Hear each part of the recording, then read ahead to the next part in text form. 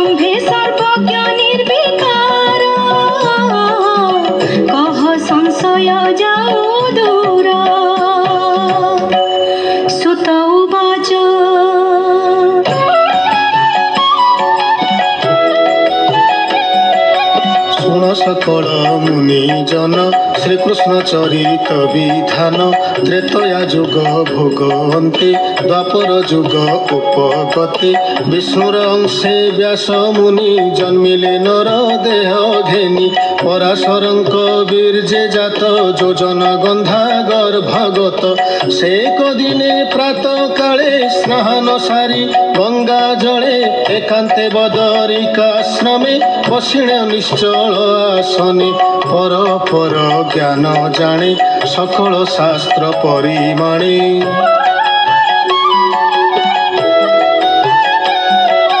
जे काल पुरुषर बळे जुगे उड़ंती अंतराळे ताहाकु न देखंती केही ब्रह्मांड मध्य देह बही प्राणी बल नित्य हरे जुग स्वभाव अनुसारे कलियागमे प्राणींकर जेमंत होइब व्यवहार दुर्भागा होइबे सकले एहा जानिले जोग बळे जीवर शुद्धे अर्थ करी जेमंते विष्णु माया तरी धर्म साधिबे यज्ञ मते हेमंत भाड़ी मुनि चित्ते वेद को कले चारि खंड मध्य भी आई कर्म कांड रोक जजु साम अथर्व